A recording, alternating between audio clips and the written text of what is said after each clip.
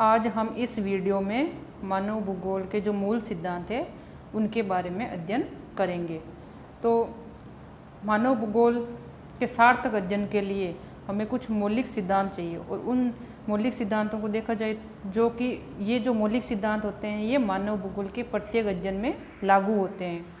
तो इनको मूल रूप से 3 भागों में बांटा गया, यानी इसके 3 भाग हैं। पहला है क्रियाशीलता का सिद्धांत, क्रियाशीलता का सिद्धांत या परिवर्तन का सिद्धांत भी कहते हैं इसको।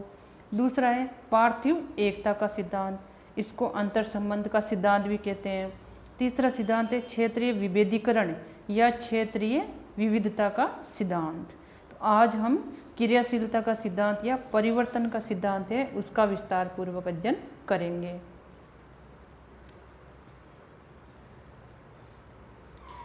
क्रियाशीलता का सिद्धांत या परिवर्तन का सिद्धांत, तो जैसा कि इसके नाम से ही स्पष्ट है, परिवर्तन का सिद्धांत यानी पृथ्वी पर जो कुछ भी विद्यमान है वो परिवर्तित होता रहता है। जो कुछ भी आकृति निर्मित है उसके स्वरूप में समय के अनुसार परिवर्तन होता रहता है, यही परिवर्तन का सिद्धांत है। जैसा कि हम जानते हैं परिवर्तन प्रकृति का नियम है। संसार में अगर देखा जाए चीज़ पूर्ण रूप से, कोई भी चीज़ है वो पूर्ण रूप से स्थायी नहीं है, बल्कि ये संसार ही परिवर्तनशील है। अब हम देखते हैं कि जो पर्यावरण के सभी तत्व, चाहे वो जड़ हो या चेतन हो, चाहे वो प्राकृतिक हो या सांस्कृतिक हो, सभी में परिवर्तन होता रहता है। अर्थात ये सभी परिवर्तनशील है। उनके स्वरूप में समय के अनुसार है वो परिवर्तन की प्रक्रिया निरंतर क्रियाशील रहती है। इसके बारे में एक प्रमुख फ्रांस के भूगोलवेत्ता हैं जीन ब्रून्स। उन्होंने क्या कहा? उन्होंने कहा है कि हमसे संबंधित प्रत्येक चीज़ परिवर्तित हो रही है। प्रत्येक चीज़ कैसे परिवर्तित हो रही है? या तो वो चीज़ है वो बढ़ रही है या घट रही है। यानी वास्तव में देखा जाए तो कुछ भी गति रहित नहीं है या परिवर्तन रहित नहीं है। प्रत्येक चीज़ में परिवर्तन है वो होता ही है। अब प्रकृति के नियमानुसार अगर हम देखें कि संसार का प्रत्येक जीव हो या कोई भी वस्तु हो तो उसका क्रमिक विकास होता है, यानी क्रम से उसका विकास होता है। और क्रम से विकास होते होते अंत में वो वस्तु क्या हो जाती है? नष्ट हो जाती है। अब इस प्रकार इसका जो जीवन चक्र चलता रहता है, जीवन चक्र में अगर हम शामिल करें तो किस किस को? सबसे पहले वस्तु उत्पन्न हुई, बाल्यावस्था, युवावस्था, प्रौढ़ावस्था और वृद्धावस्था। एक जीवन चक्र में सभी अवस्थाएं पाई जाती है। विकास का क्रम, विकास का जो क्रम है वो भौतिक और सांस्कृतिक जो सभी तत्व हैं उन पर लागू होता है। ये नहीं कि केवल भौतिक तत्वों पर लागू होता है, बल्कि जो सांस्कृतिक तत्व है जिनका निर्माण मनुष्य ने किया है उन पर भी विकास का जो क्रम है वो लागू रहता है। विभिन्न तत्वों में जो परिवर्तन की गति की बात करें तो ये परिवर्तन की गति है वो भिन्न भिन्न होती है। यानी परिवर्तन की प्रक्रिया तो निरंतर क्रियाशील रहती है, साथ में जो गति है वो भी भिन्न भिन्न होती है। ये जैसे हम देखते हैं कि पृथ्वी की सतह पर जैसे ही कोई धरातल ऊंचा उठता है तो उस धरातल को वापस समतल करने के लिए उस पर जो अपरदनकारी शक्तियां हैं वो कार्य करने लग जाती है। जैसे हम देखा कि पृथ्वी पर कोई परिवर्तन हुआ जिससे ऊंचे पर्वत का निर्माण हो गया। ऊंचा पर्वत है वो एक समय ऐसा आएगा जब घिस घिस करके वो नीचा हो जाएगा और अंत में जाकर के वो एक समतल मैदान में बदल जाएगा। इसी प्रकार अगर हम किसी प्रदेश की जलवायु की बात करें तो वो भी स्थायी नहीं होती है, उसमें भी धीरे धीरे परिवर्तन होता रहता है। जलवायु के मुख्य घटक कौन कौन से होते हैं? जलवायु के मुख्य घटक जैसे तापमान, वायुदाब, वर्षा, पवन, ये सभी परिवर्तनशील है। इनमें अल्प समय में ही ये परिवर्तन होता रहता है। अब जैसे भूतल पर कभी ज्वालामुखी उद्गार आता है, कभी भूकंप आता है, तो इसी के कारण परिवर्तन होता रहता है। इसके कारण कहीं पर तो पर्वत का निर्माण हो जाता है और कहीं भूमि है वो नीचे धंस जाती है, जिससे क्या होता है? घाटी का निर्माण हो जाता है। तो सांस्कृतिक जो दृश्य है वो कैसे बदलते रहते हैं? जैसे हम उदाहरण के रूप में देखते हैं कि एक छोटा सा गाँव है तो भविष्य में जाकर के वो गांव विकसित होकर के कस्बा बन सकता है, नगर भी बन सकता है या महानगर का रूप धारण कर सकता है। इसी प्रकार अगर वर्तमान में कोई महानगर है या नगर है तो वो आगे चल करके समाप्त भी हो सकता है। इस प्रकार जो ये परिवर्तन की प्रक्रिया है ये सतत रूप से क्रियाशील रहती है। अब परिवर्तन की ये प्रक्रिया है वो किन शक्तियों के कारण सतत रूप से क्रियाशील रहती है, तो इसके लिए कुछ परिवर्तनकारी शक्तियाँ हैं। अब इन परिवर्तनकारी शक्तियों की बात करें तो भूतल पर परिवर्तन लाने वाली जो शक्तियाँ हैं इनको मुख्य रूप से 3 भागों में बांटा गया है।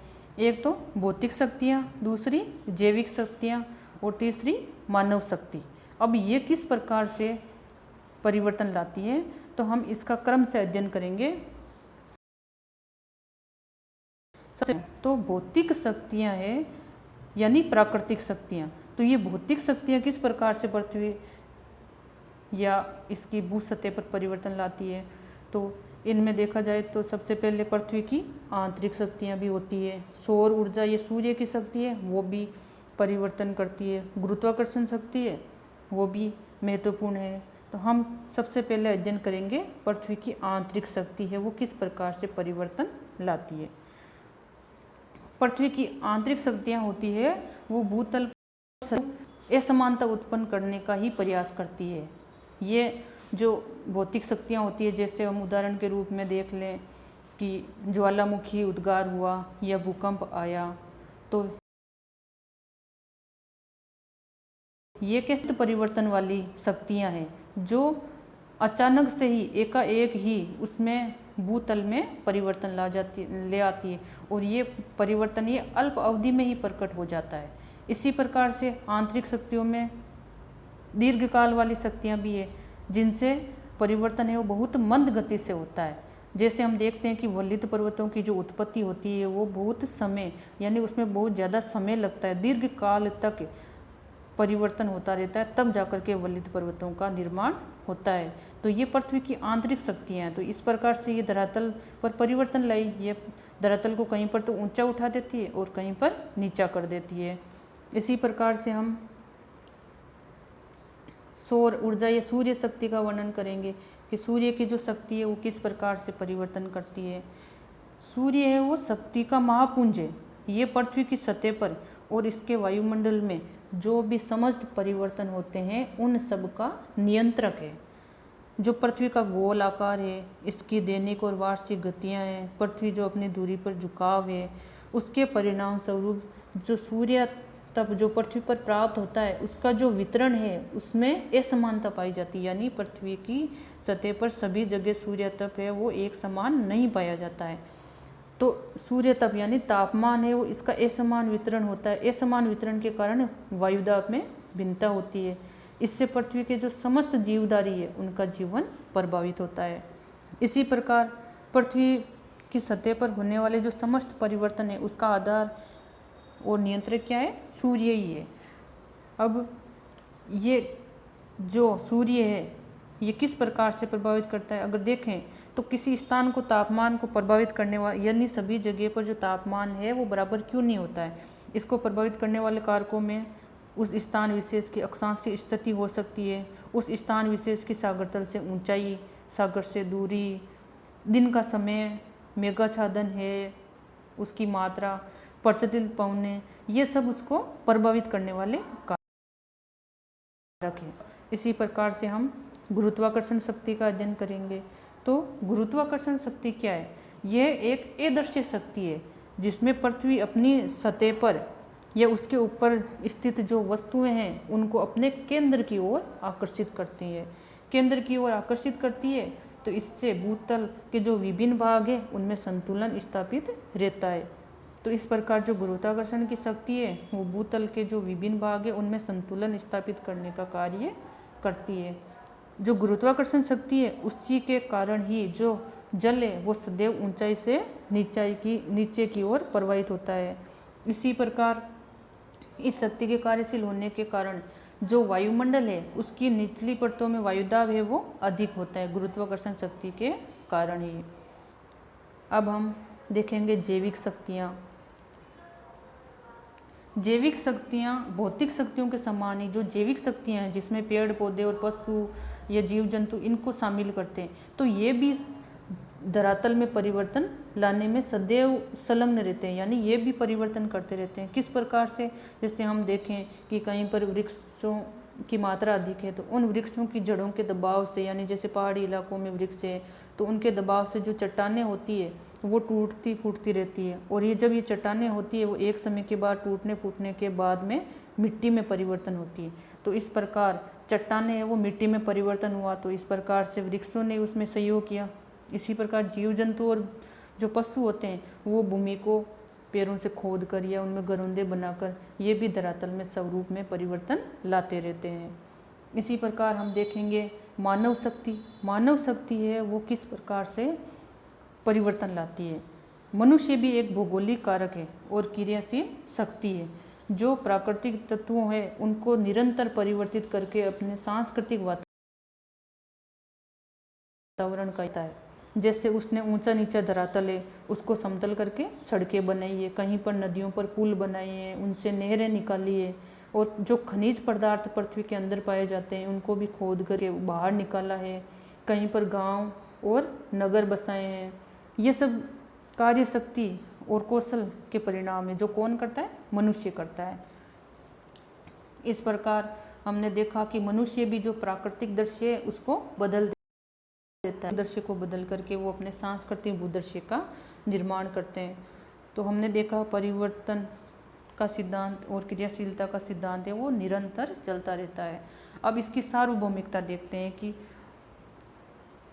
पृथ्वी की सतह पर होने वाला जो परिवर्तन है, उपयुक्त परिवर्तनकारी जो शक्तियाँ हैं उनकी ये सक्रिय रहेगी तभी ये परिणाम आएंगे।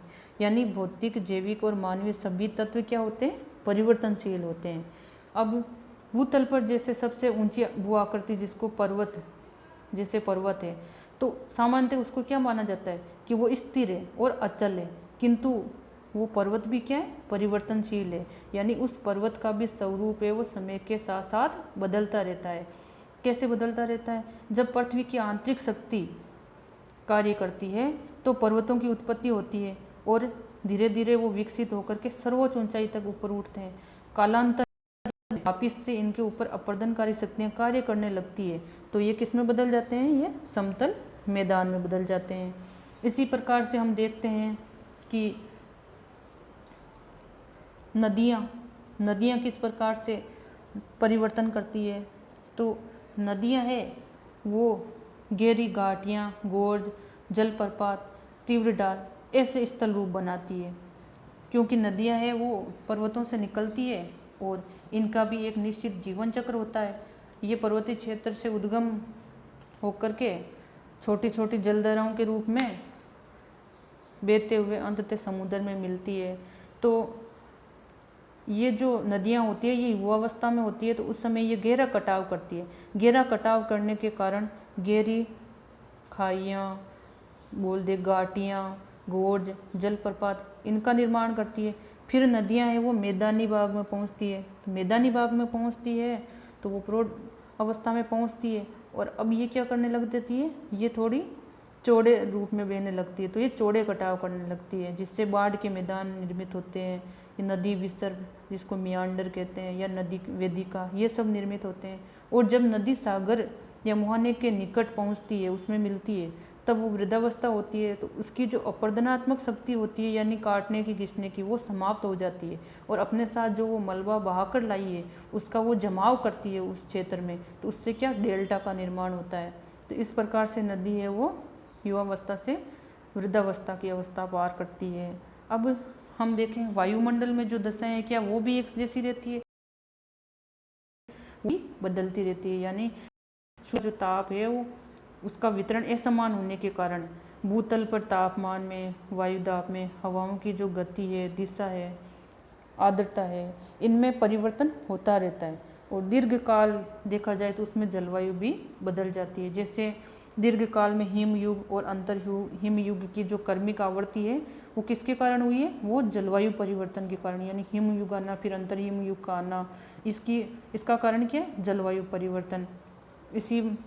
तो इस प्रकार हमने देखा कि संसार के सभी भौतिक और सांस्कृतिक जो तथ्य है वो परिवर्तनशील रहते हैं। सांस्कृतिक तथ्य भी जैसे आज कोई महानगर है तो कालांतर में जाकर के आज कोई जो महानगर है वो भविष्य में नष्ट भी हो सकता है, यानी वो उसी रूप में नहीं रह सकता है। इस प्रकार हम देखते हैं कि संसार के सभी भौतिक और सांस्कृतिक तत्व ये है परिवर्तनशील रहते हैं, और ये उत्पन्न हो गए ना एक बार, तो उसके बाद ये कर्मिक रूप से विकसित होते हैं और एक निश्चित समय के बाद में ये सब नष्ट भी हो जाते हैं। इस प्रकार देखा जाए तो इन सभी तथ्यों का एक जीवन चक्र होता है, और जो परिवर्तन के नियम से ही नियंत्रित होता है। अतः मानव भूगोल का अध्ययन करने के लिए जो तथ्य हैं उनके विकास का या इतिहास का अध्ययन महत्वपूर्ण इसलिए हो जाता है क्योंकि इनमें परिवर्तन होता रहता है।